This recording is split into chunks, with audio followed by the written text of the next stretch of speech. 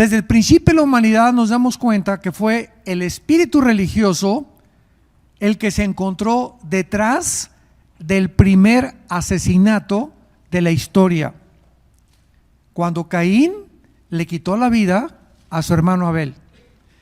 Dios les había dicho ya a Adán y Eva desde que los vistió en el huerto del Edén, Génesis capítulo 3, que tenían que acercarse a Él a través del derramamiento de sangre, porque dice Hebreos 9 que sin derramamiento de sangre no hay remisión de pecados. Entonces vemos que cuando estos dos hermanos se acercan a Dios, cuando la primera vez que Dios les pide la ofrenda, Caín se acerca con lo mejor del campo, con un fruto del campo, con un fruto de su esfuerzo.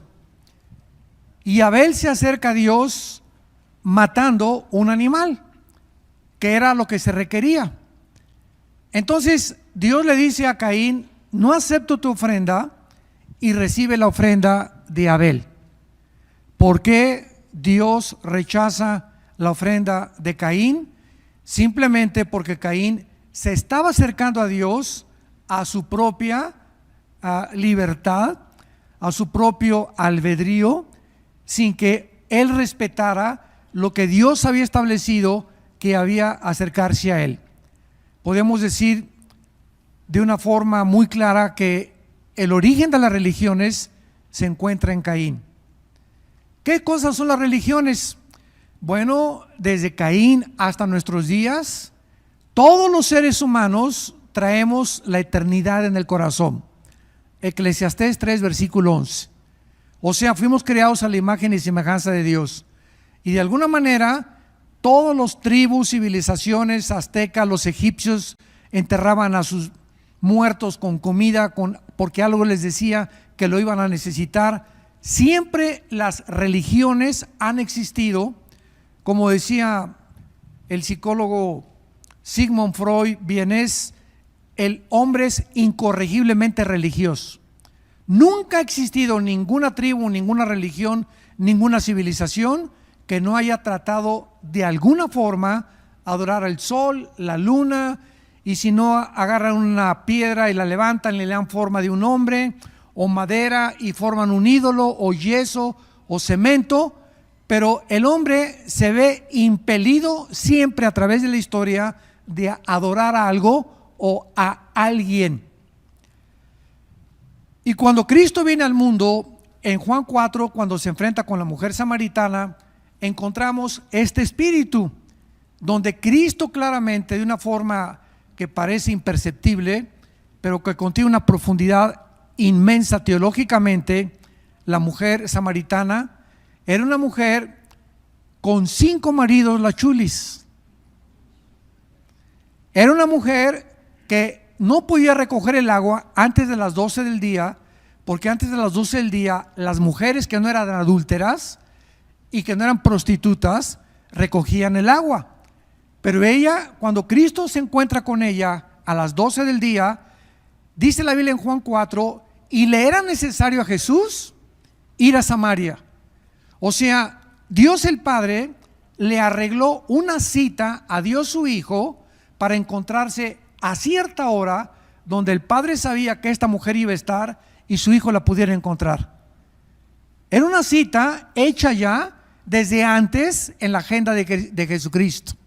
Ya estaba esta senda agendada por el Padre para que este encuentro se llevara a cabo. Y entonces esta mujer, a pesar de todos sus 5 maridos, con el que vivía no era su marido.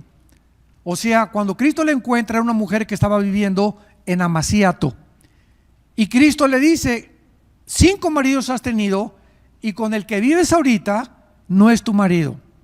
Entonces, a pesar de que esta mujer era una mujer inmoral completamente, le dice a Cristo, era religiosa.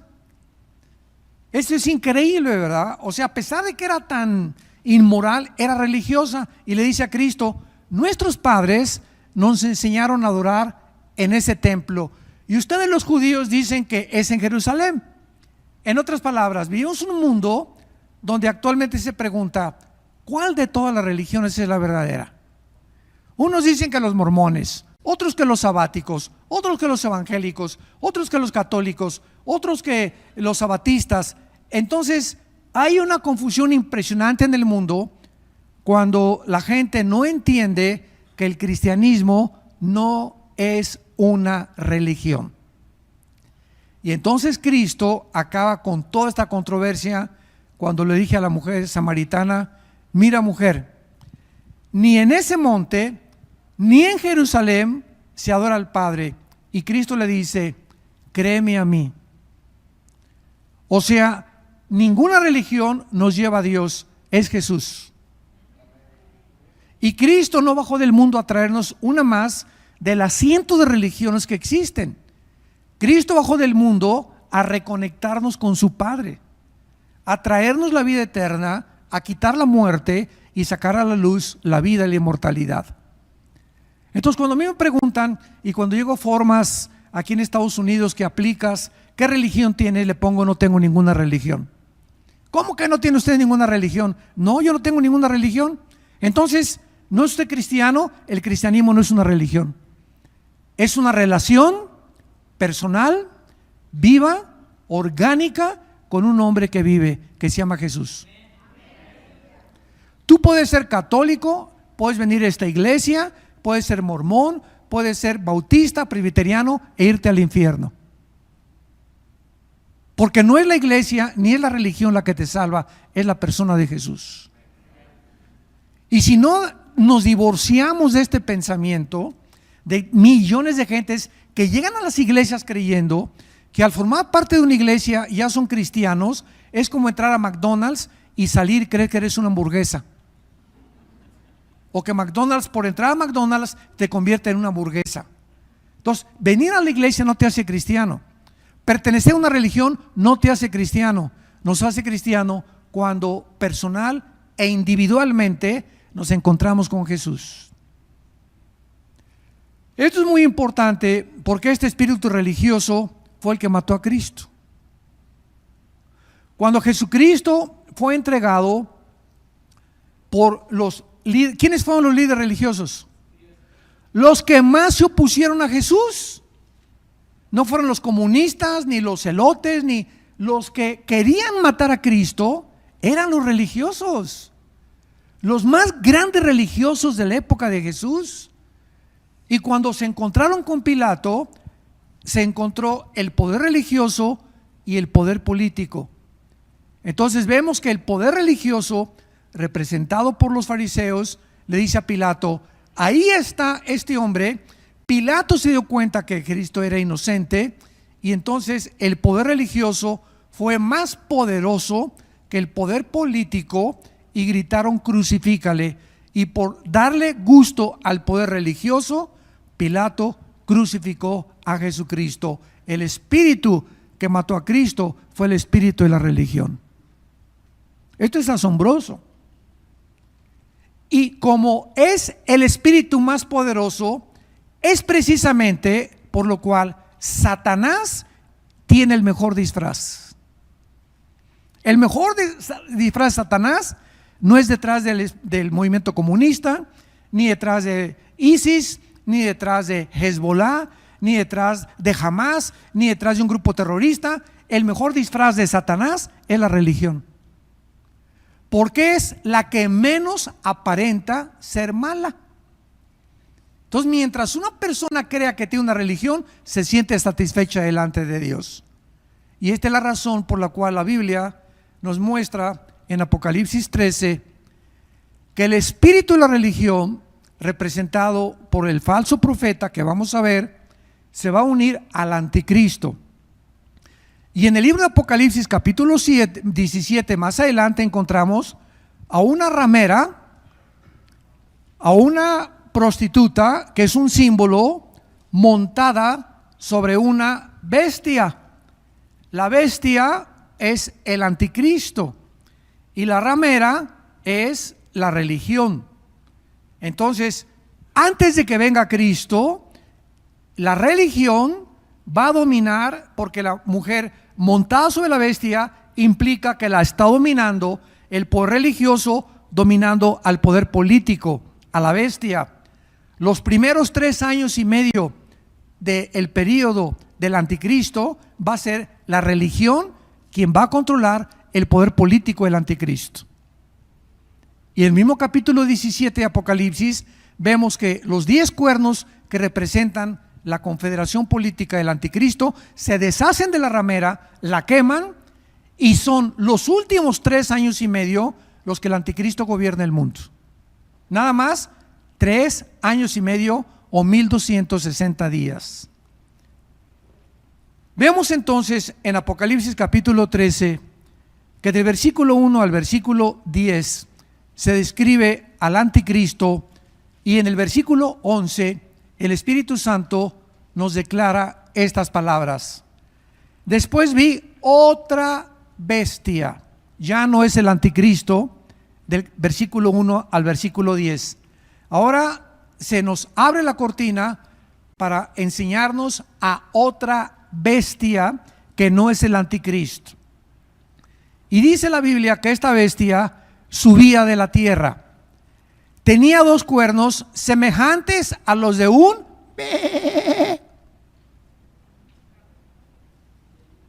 o sea, esta es una bestia, es un depredador, es alguien cruel, es alguien sanguinario, es un pederasta, es un violador, es una persona que no podía tener ningún título que le pudiéramos adjudicar, peor que el Espíritu Santo le tuvo que poner bestia. No es un leopardo, no es un oso, no es un tigre, no es un oso, simplemente es una bestia. Y esta palabra implica algo cruel, sanguinario, depredador. Pero esta bestia tiene apariencia de que no hace nada. Porque Satanás, según de Corintios 11, se disfraza como ángel de luz. Tiene la apariencia de un hombre santo. Tiene la apariencia de un hombre bueno, con cuernos, con cara de cordero, cuernos de cordero, pero habla como dragón. Vemos pues la combinación de un cordero en apariencia, pero de dentro, de la abundancia del corazón, habla la boca. Y la palabra dragón se usa siempre para Satanás. Entonces, se va a levantar en el mundo un hombre religioso en los tiempos del anticristo, que va a unir a todas las religiones, y sabemos que este espíritu religioso va a tener su centro en el Vaticano. No hay ninguna duda por ningún teólogo en el mundo de que Apocalipsis 17 se refiere a Roma, y no nos da tiempo de ver todo esto para demostrarlo, pero vamos a ver que va a ser uno de los papas. Y esto lo podemos decir abiertamente y con dogmatismo total. Un papa va a ser el último líder religioso del mundo. Y a través de los últimos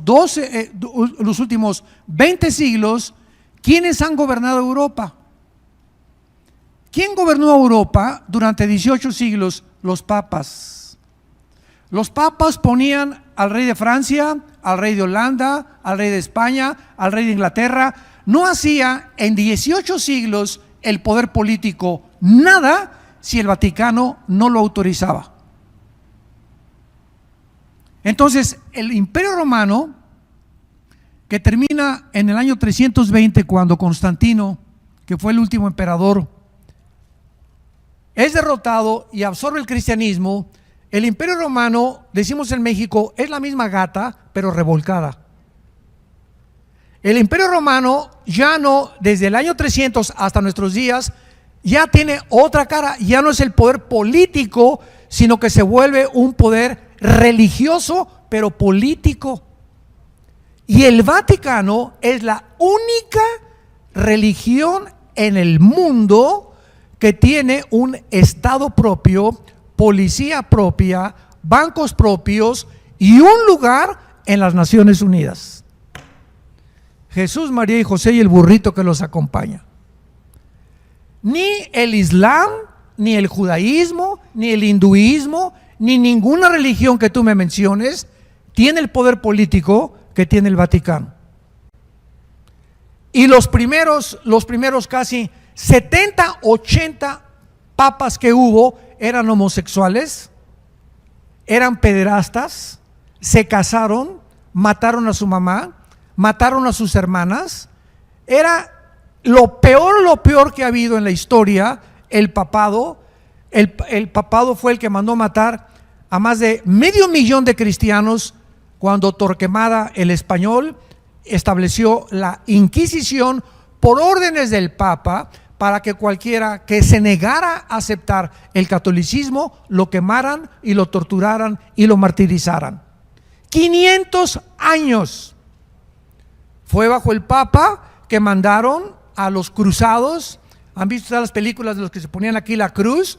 Los tiempos de las cruzadas, 1100, 1200 después de Jesucristo, que mandó el Papa con un hombre llamado San Ignacio de Loyola. San Ignacio de Loyola lo nombró el Papa caballero para que fuera a Jerusalén a matar a todos los musulmanes y a sacarlos de Jerusalén. Y desde entonces el Islam, los musulmanes, odian con odio jarocho a los cristianos, porque cuando los musulmanes oyen de cristianos nos confunden a nosotros con los católicos, y nosotros los cristianos no tenemos vela ni entierro con el catolicismo romano. El catolicismo romano ha sido la prostitución, ha sido la degeneración, la adulteración del cristianismo. Y del año 320, escuchen, hasta el año 1961 se introdujeron al cristianismo 38 herejías. Oración a los santos, elevaron a María corredentora, que no solamente Jesús es el que salva, sino también María. Le elevaron a la Madre de Dios. Imagínense nada más, si Dios tiene madre, pues entonces ella es diosa. Inventaron la transubstanciación, que cuando toman la hostia, en ese momento la hostia se convierte en el cuerpo y la sangre de Jesucristo, y te la tomas el domingo, se te sale de lunes a sábado y se te vuelve a meter el domingo.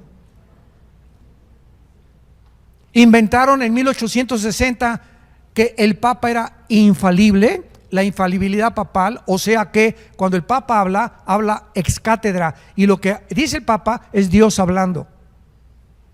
Y vemos que todos los papas se han contradecido unos a otros.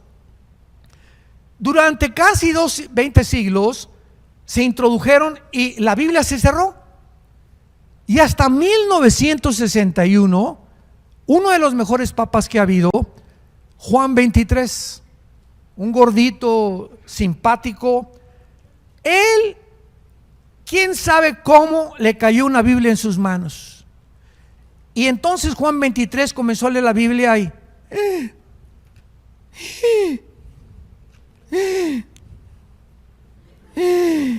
Virgen Santa, el socorro de la Macarena y de todos los que existen.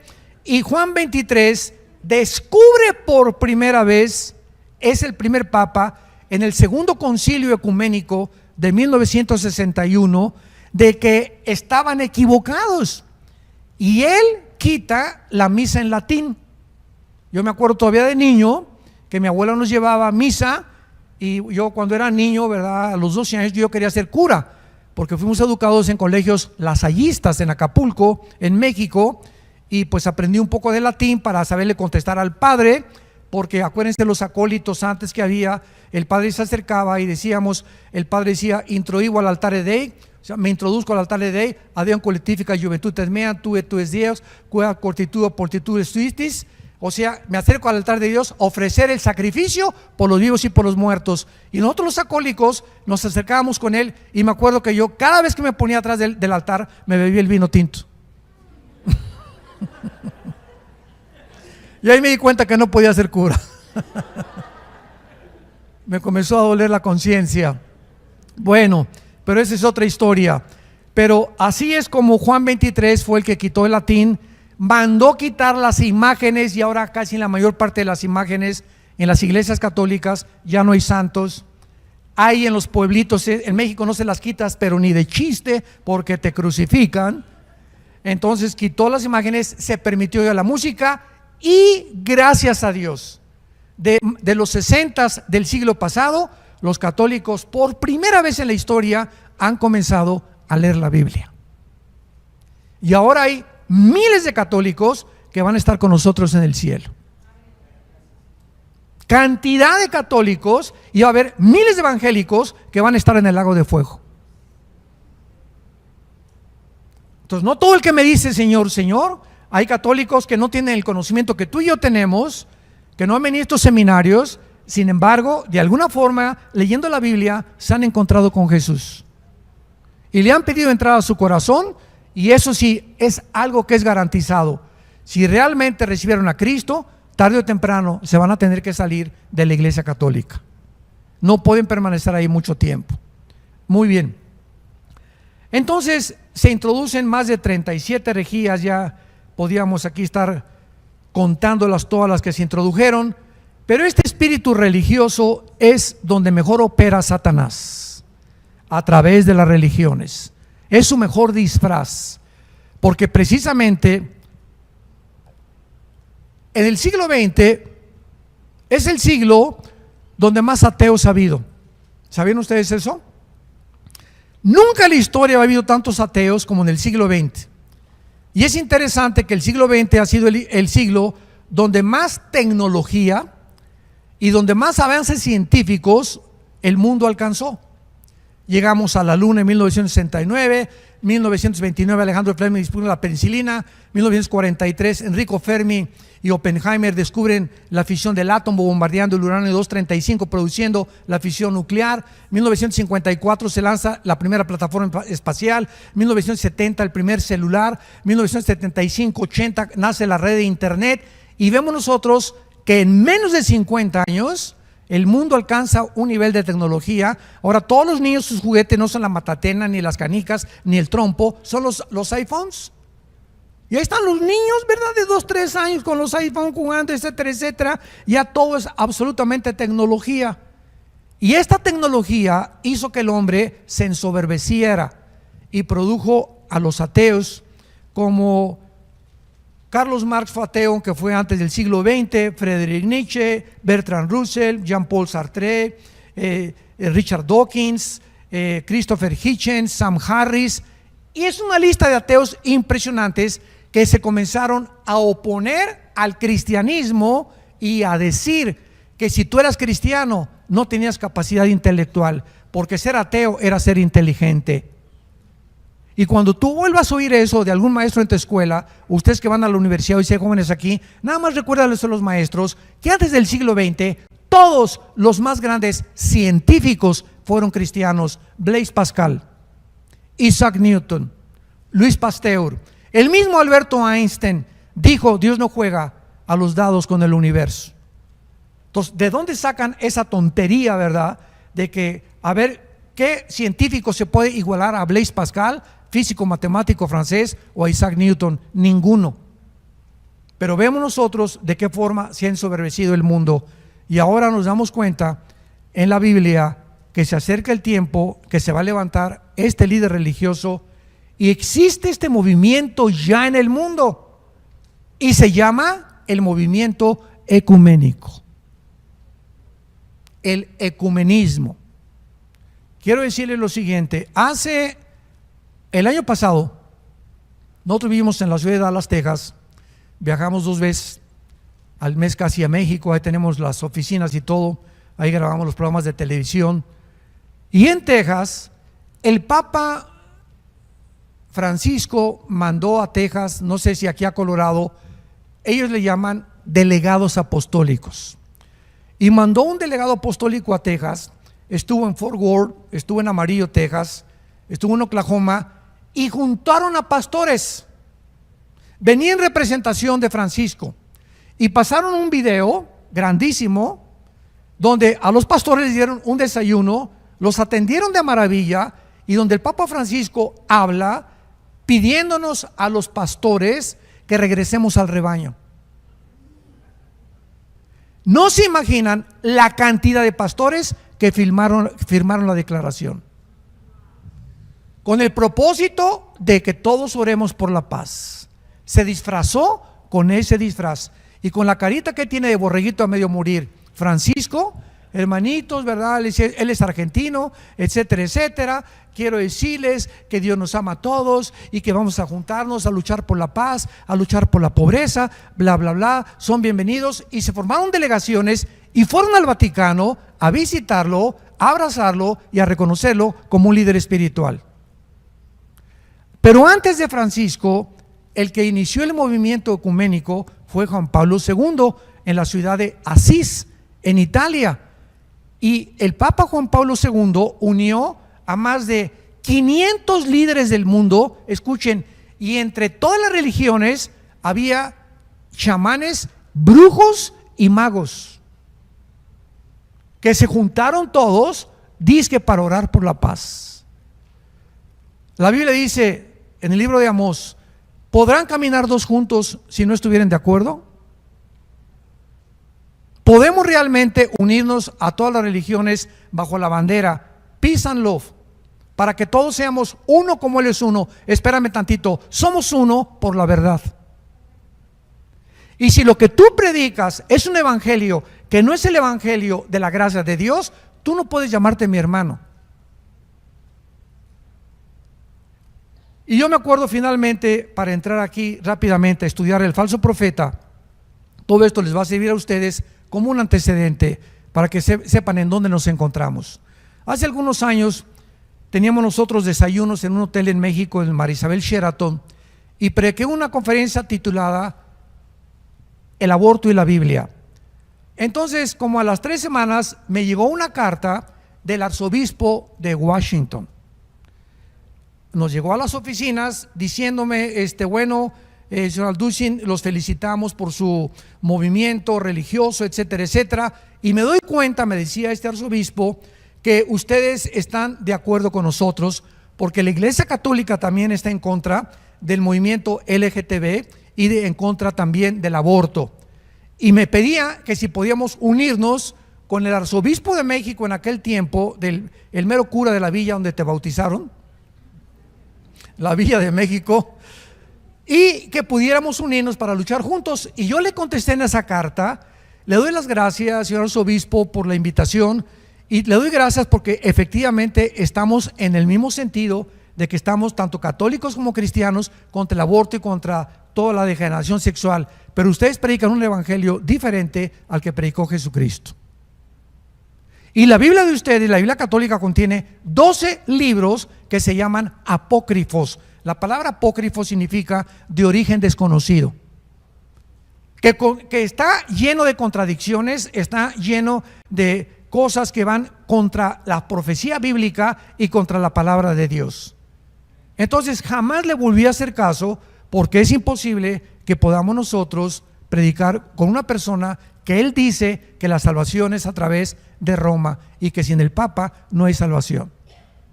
Es un evangelio, Gálatas 1 del 8 al 12, que no es el evangelio de Jesucristo. Este último falso profeta que se va a levantar, dice la Biblia que tiene la apariencia de un cordero, pero por dentro es un diablo. Y quiero decirles algo: la maldad en el siglo XXI tiene otra cara. ¿Qué quiero decir? Antes los que eran malos tenían caras así de malos, feos, Al Capone, Chijón, ¿verdad? Y con los ojos se le ve la maldad. Vean, por ejemplo, una foto de Osama Bin Laden y ponle un arcoíris alrededor. Parece San Osama de San Francisco de Asís. Ve la cara de Osama Bin Laden, no refleja nada de maldad. Cara de borreguito a medio morir. Tú ves una foto de él y no proyecta maldad. Te engañaría cualquiera. Y siempre mantuvo esa cara de buena gente. Nunca lo ves así enojada, ni mucho menos. Ahora la maldad tiene otra cara. No sé si se acordarán ustedes también del hombre que mató en Florida a 18 mujeres, Ed Bundy, que lo metió en la cámara de gases, y el doctor, un doctor en psicología en en California, lo fue a entrevistar el día anterior que lo iban a ejecutar en Florida, y le preguntó que era una persona, Ted Bundy, era un muchacho de no más de 40 años de edad, muy bien parecido, se vestía excelentemente bien, siempre con traje, parecía de veras un actor o una persona que nadie se hubiera imaginado que fuera un depredador de mujeres. 18 mujeres las violó, las mató y las enterró.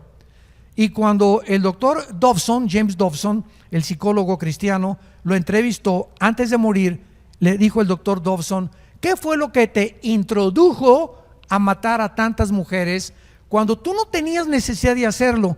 Y él dijo lo siguiente: yo comencé a odiar a las mujeres a los 11, 12 años de edad, cuando comencé a ver pornografía.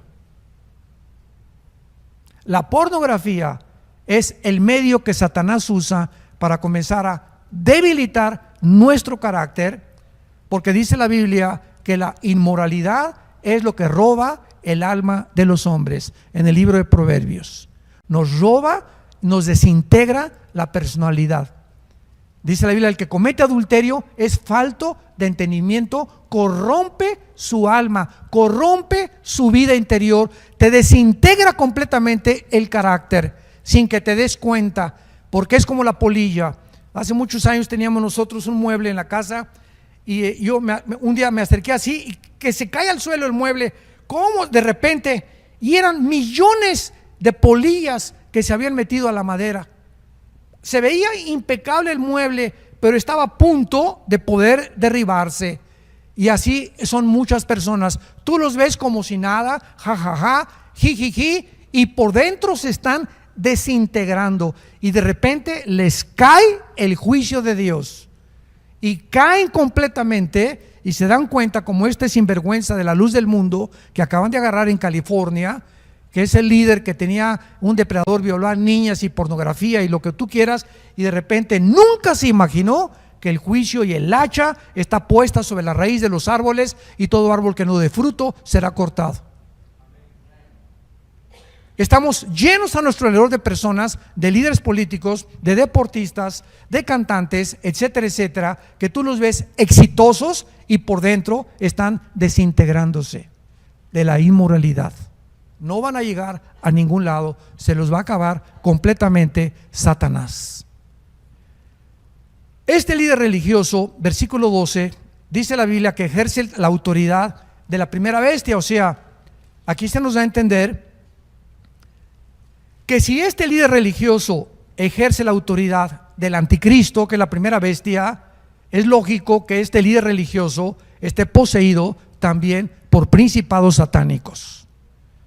O sea, va a tener poderes este líder religioso grandísimos de hacer milagros. Y los últimos 30 años del cristianismo ha entrado al cristianismo lo que se llama lo sobrenatural. Hay un predicador, ¿verdad?, que ya sacaron de la red de enlace el año pasado, que predicaba, me abstengo de mencionar su nombre, que decía que si en una iglesia no hay milagros, no es una iglesia de Dios, y que si no hay apóstoles, tampoco es una iglesia de Dios, y puro milagro, y puro milagro, y puro milagro, y el justo por la fe vivirá, no por los milagros. Pero se ha introducido esto para sacarnos de la palabra de Dios y mantenernos en emociones. Entonces se predica y las emociones arriba, por aquí, por allá, esto y el otro, y la gente, sí, y lloran y gritan, y al otro día, lunes en la mañana, a ir a trabajar, a ir a la escuela, y martes y miércoles se olvidaron de todas las emociones. ¿Por qué? Porque no podemos vivir de emociones, tenemos que mantenernos viviendo pegados a la palabra de Dios.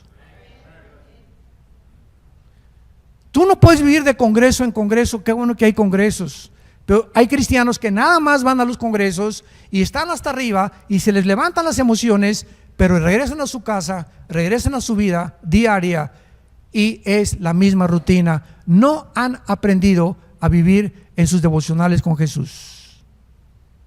Y eso es lo que nos sostiene la palabra de Dios, no las señales ni los milagros.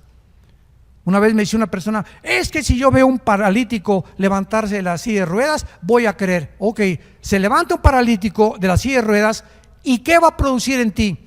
¿Emociones? ¡Qué barbaridad! No, sí es cierto, pero una cosa es importante: esas emociones y esa sorpresa que viste de ese milagro, ¿cuánto te va a durar? ¿2 días? ¿3 días? Si tú no eres renacido por la simiente de la palabra, lo que tú veas y los milagros que vean no cambian ni convierten el alma. Lo que convierte es la predicación de la palabra de Dios. La fe es por el oír, y el oír por la palabra de Dios.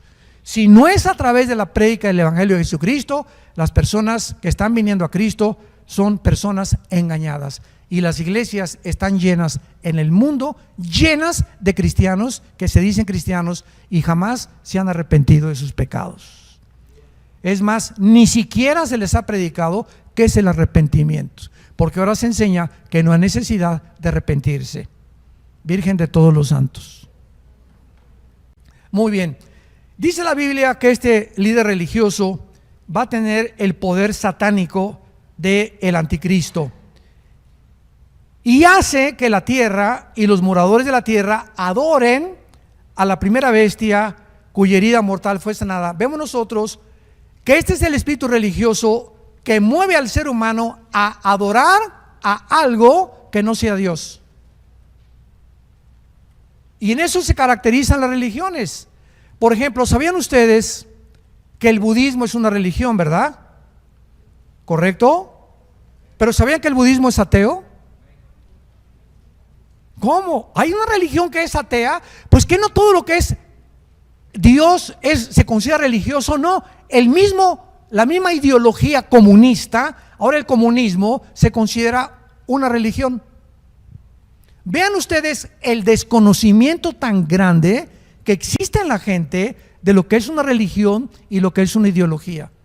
Es un sincretismo y una mezcla de arroz con frijoles y con carne de puerco y con tlayudas y con pozole poblano. Es impresionante lo que está pasando en el mundo, y los programas de televisión dicen esto y aquello y la gente escucha y nadie sabe realmente qué es la verdad, entre tantas mentiras que la gente está escuchando todos los días a través de los medios de comunicación. Y esta es la razón por la cual el budismo se encuentra dentro de las religiones. Vayamos rápidamente, antes de regresar a Apocalipsis, a Hechos capítulo 17, y veamos este fenómeno de las religiones. Y estoy seguro también que a muchos de ustedes en este momento están sorprendidos, y les va a sorprender todavía más lo que vamos a seguir hablando. Decía mi abuelita: ay, nanita. Ay, nana. Hechos 17, versículo 22 en adelante, el apóstol Pablo llega a Atenas. En ese tiempo, Atenas era la gloria de la filosofía. Los grandes hombres, Demóstenes, Sócrates, Platón, etcétera, etcétera. En los tiempos de Pablo había un gran filósofo llamado Zenón, y tenía unos discípulos que eran los epicúreos. Dice el versículo 18: algunos de los epicúreos y los estoicos disputaban. Estos dos grupos de filósofos habían en tiempos de Pablo. Los epicúreos decían que lo único que era y prevaleciera la verdad, y los otros el placer, discípulos de Zenón. Entonces hicieron un montículo los filósofos en Atenas, y a ellos les encantaba, se dedicaban todo el día a estar pensando en alguna idea diferente, a ver quién tenía ideas diferentes. Es lo que es la palabra filosofía: el amor, filos, sofos, filos, amor, sofos, sabiduría. ¿Quién es un filósofo? Alguien que ama sus pensamientos. Entonces todos los seres humanos somos filósofos, Porque si tú amas las películas, eres filósofo del cine, eres un cinéfilo. Si tú amas la inmoralidad y tienes relaciones con tu novia y fornicas con tu novia, esos son tus pensamientos. Tú amas esos pensamientos. Todo lo que tú ames en tu mente te hace filósofo. Amas lo que tú tienes y lo que has oído, o las ideas que te han enseñado en la escuela, en tu familia o en la universidad, o tus amigos o tu compadre, etcétera, etcétera. Entonces ahí estaban todos los filósofos llenos de ideas, invitaban a la gente a que pasara y a ver, cuéntanos tú qué piensas del mundo, cuál es tu perspectiva de los dioses, o si hay dioses, si no hay dioses, del universo. Y entonces dice la Biblia en el versículo 22, Pablo, que lo invitan, iba pasando por Atenas, lo invitan y puesto en pie en medio del areópago dijo lo siguiente. Escuchen con mucha atención lo que Pablo les dice a estos filósofos de Atenas. Varones atenienses, en todo observo que son muy ¿qué? No les dijo pensadores, no les dijo filósofos, no les dijo grandes hombres de letras, les llamó religiosos. A los que les interese, apunten la palabra que se tradujo religiosos aquí, y es la palabra hebrea, griega, daimon esteros. Daimon esteros, que significa amor a los demonios. La palabra demonio viene de la palabra daimon. Daimon esteros. ¿Quién es una persona religiosa? Sin que esa persona lo sepa, es una persona que está adorando, creyendo que a un Dios, y realmente está adorando ídolos, demonios que se encuentran detrás de los ídolos. En todo observo ustedes que son muy religiosos, porque pasando y mirando vuestros santuarios, hallé un altar en el cual estaba otra inscripción: al Dios no conocido, al que ustedes adoran sin conocerle, es a quien yo les anuncio. Los atenienses levantaron un monumento grandísimo y le pusieron al Dios desconocido. Los atenienses hace 2000 años representaban toda la historia de los seres humanos. Toda la historia de los seres humanos y todas las religiones son movimientos que no saben a quién están adorando. Y fue lo que le dijo Cristo a la mujer samaritana: ustedes adoran lo que no saben. Mi Padre es espíritu, y los que le adoran en espíritu y en verdad. Cristo baja al mundo a revelarnos a quién debemos adorar. ¿Quién debe ser el objeto de tu adoración? No es tu esposa, no son tus hijos, no es tu trabajo, no es el deporte, no es el dinero, no es el sexo. Nuestro objeto, el autor y consumador de nuestra fe, es el Hijo de Dios. No hay otro fundamento más que Jesucristo. Y si no estás parado en Jesucristo y no es Jesucristo el objeto de tu adoración, eres un idólatra.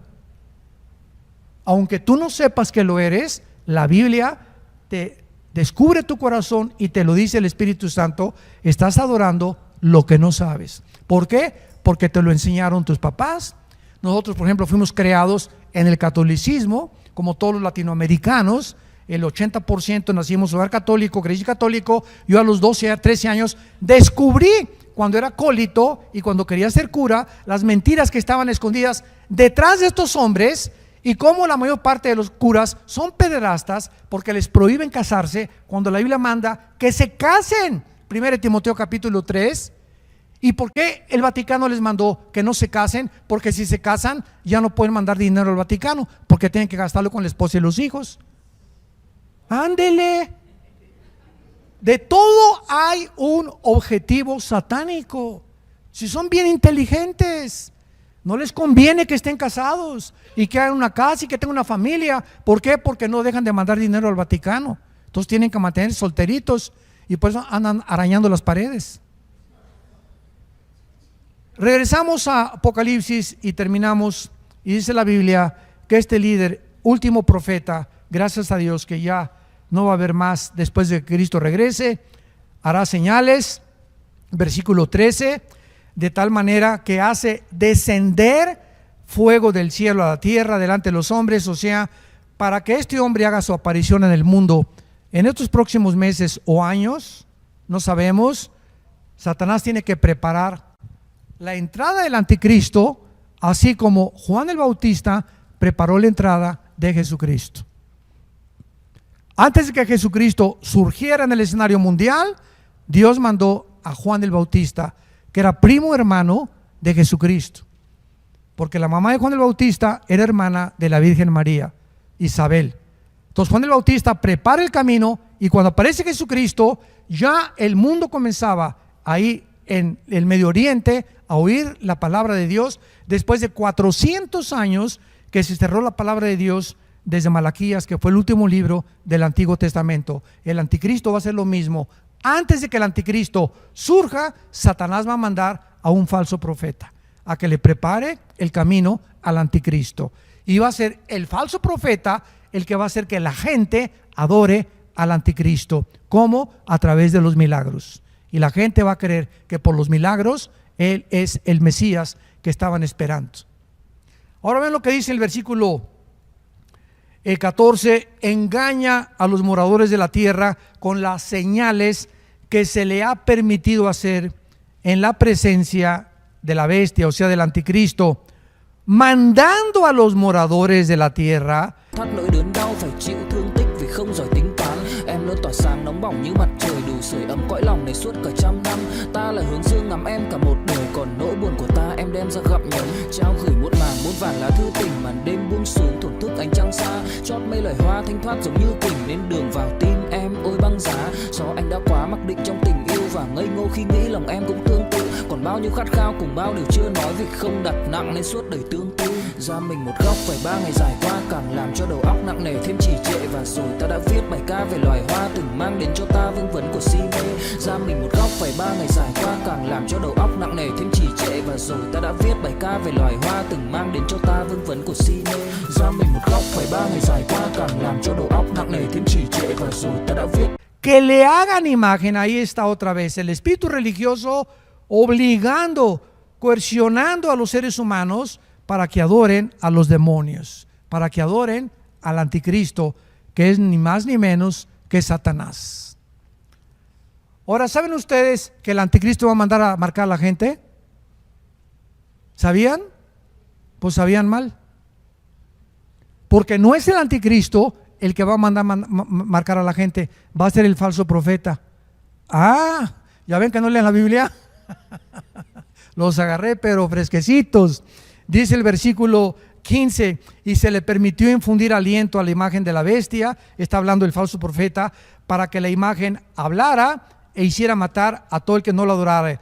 Y hacía que a todos, pequeños y grandes, ricos, pobres, libres y esclavos, se les pusiera una marca en la mano derecha o en la frente. El que está mandando marcar a la gente es el poder religioso. El poder que controló Europa 18 siglos volverá a controlar el mundo antes que Cristo regrese. Y que ninguno pudiera comprar ni vender si el que tuviera la marca de la bestia o el número de su nombre. Aquí hay sabiduría.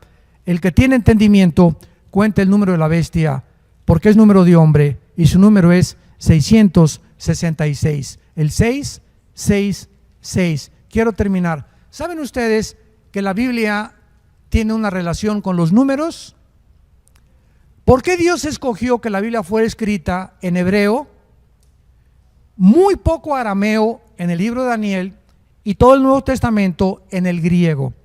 Porque tanto el hebreo como el griego son los dos únicos lenguajes que cada palabra tienen un símbolo numérico.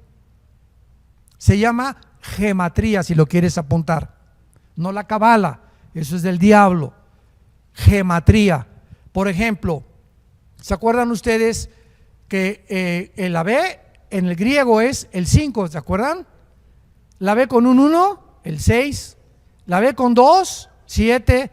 La B con 3, 8. El 10, una X. El 1 y la X, el 9. 2X, el 20. 3X, el 30. L, 50. Y así nos seguimos. Tienen un número que equivale a una letra. Lo mismo el hebreo. Entonces la Biblia le asigna el 1 es el número de la unidad. El 2 en la Biblia es el número que representa el testimonio, los testigos. En boca de 2 o 3 testigos se contará toda evidencia. El 3 es el número de la Trinidad. El 5 es el número de la gracia. El 6 es el número de nosotros. Es el número del hombre, porque en el sexto día fuimos creados nosotros. El 7 es el número de la perfección, el 12 el de la prueba, y así podemos seguir. Entonces, cuando vemos nosotros 6, vemos el número 6, que es el hombre elevado a la Trinidad, el hombre hecho Dios. Satanás elevando al ser humano lo que le dijo a Eva en el jardín del Edén: serás como Dios, elevándonos a la deidad, que es el sueño de Satanás. Fue el sueño de los césares romanos, que se hicieron dioses y fueron adorados como dioses. Este hombre que acaban de agarrar de la luz del mundo, ¿cuál era su característica? Cuando él entraba, la gente de la luz del mundo, de esta religión, no adora a Cristo, lo adoraban a él. Y quitemos los ojos de adorar a ningún ser humano. Y no hagamos de ningún ser humano un ídolo, porque la verdad ha resplandecido en nuestro corazón. Adoremos a Dios. Te damos gracias, Señor, por tu palabra en esta tarde. Y gracias, Señor, por corrernos las cortinas que han oscurecido al mundo y permitirnos ver la verdad. La luz del Evangelio que puede entrar a nuestras almas mediante la revelación de Jesucristo, cuando Él quitó la muerte y sacó a la luz la vida y la inmortalidad.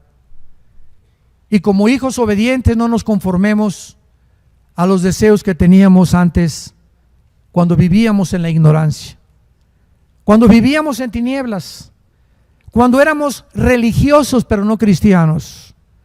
Y ahora tú nos quitas las vendas de los ojos y nos muestras la grande diferencia entre ser religioso y ser cristiano. Gracias, Jesús, porque ahora sabemos que nuestra adoración es a ti, a tu Padre, en espíritu y en verdad.